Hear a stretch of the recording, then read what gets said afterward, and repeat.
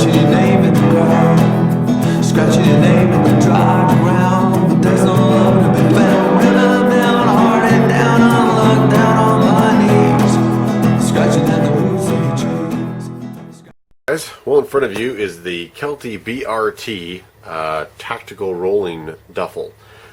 You can find this under a couple different names. Sometimes it's just called the Big Duffle Tactical Roller, a few other things. The correct name is the BRT, which is just Big Rolling Trunk, is what it stands for. Last year's fire season was going a little bit long. I started carrying a little bit more comfort items, you know, slightly bigger tent, slightly lower rated sleeping bag, things like that, just so that your comfort and your sleep is paramount to your attitude and your work ethic the next day.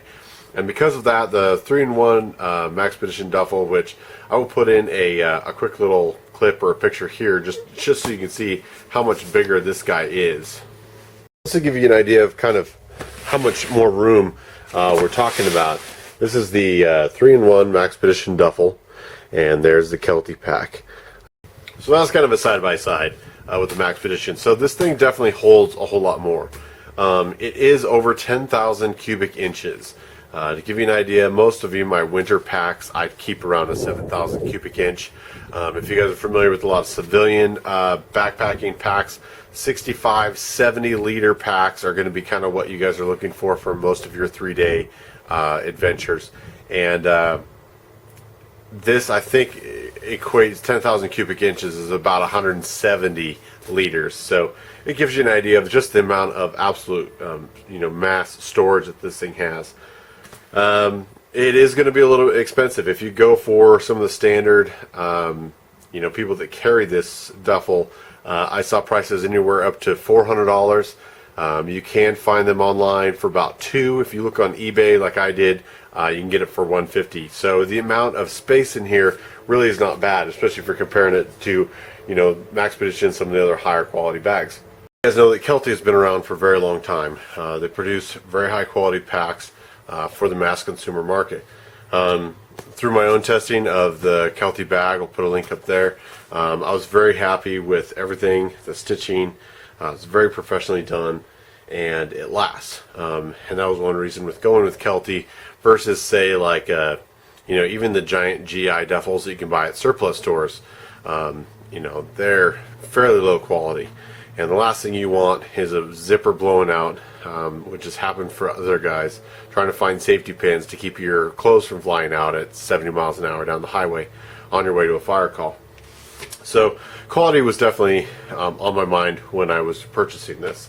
Just to kind of go over some of the features, you've got 2 handles that secure together, especially when you got this thing loaded up. It's going to be extremely heavy. Same thing like I liked on the 3-in-1 is there's actual compression buckles, and as you can kind of see when you saw the comparison with the 3-in-1, this, although it's about the same length, it's much wider, and so this really helps suck in all that extra, so you don't have as big a bag if you don't have it quite loaded up all the way. So 3 compressions along there. I just have a down like bed comforter in there to kind of puff it up so you guys can get an idea of how much, and even that with a queen comforter in here, there's still plenty of room. So 3 compression style snaps across there. Each side has an identical outside pocket. This zipper here, double zipper, goes all the way down to the bottom here. Nice big section. On the ends, you have double handles on top and bottom. There's an ID pouch here. There is a D-ring sewn in if you wanted to put it over the shoulder. Probably wouldn't recommend it, just with the amount of stuff you can put in this thing. You wouldn't get very far with it over the shoulder. Zipper on the end. I just keep random things that I don't want to poke through, extra tent stakes, things like that, on this one. As you can see, with the fact that it rolls, there's the frame, the bottom piece. No zipper on this access. This, I think it's the HDPE plastic frame sheet they have on both end caps and on the bottom.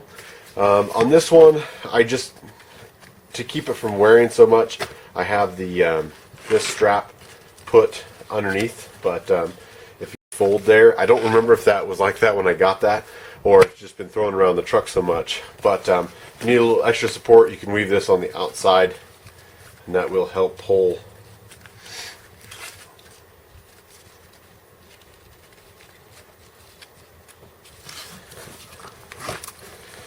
Like that. That'll help pull that stabilizer out a little bit. I just didn't like the fact the buckle and everything was on the outside. That's how it came. I just ran that. Kind of show you the robustness of the material. I mean, this is basically one fire season both of wear, get thrown around, and it has survived. The roller piece is removable.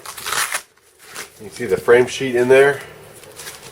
If you want to remove the stiffener, and then you can undo that same buckle I was just showing you, and through a couple fasteners pull this out.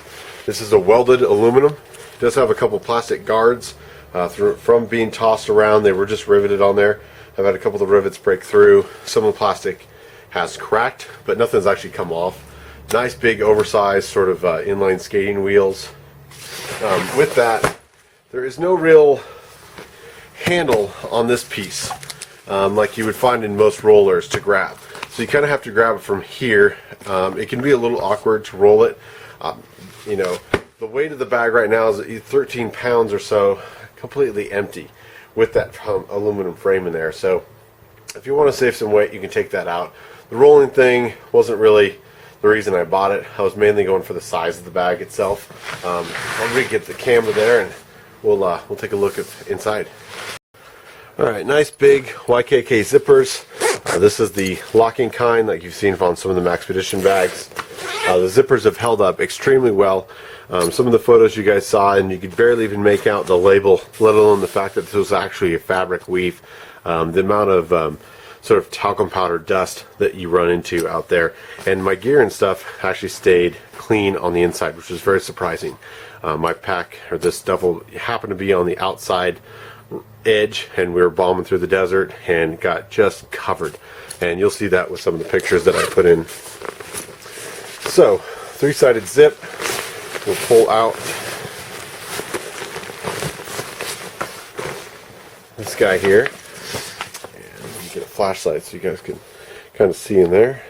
But on this side you have that reinforced plastic type material. You're able to see through it. I can get my Grand First Brooks axe and things in there. Anything you want to protect from the other, you know, even wet clothes. The outside will get wet, but it'll protect everything on the inside. There is identical sort of mesh pockets on this side. However, it is not the plastic version. It is just the reinforced mesh you guys are used to seeing. Kind of keeps everything organized. And then you can actually see the frame on the inside there. When you get in here, you can kind of see where the frame comes through. There is some reinforcements for the wheel areas, so that won't get into the bag. Then you've got your clips to remove the frame.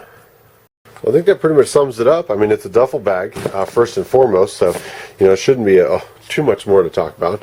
It definitely survived. Like I said, I was very surprised. The zippers are very well put together, being YKK, that it kept the dirt out, even though they're not like waterproof or anything like that.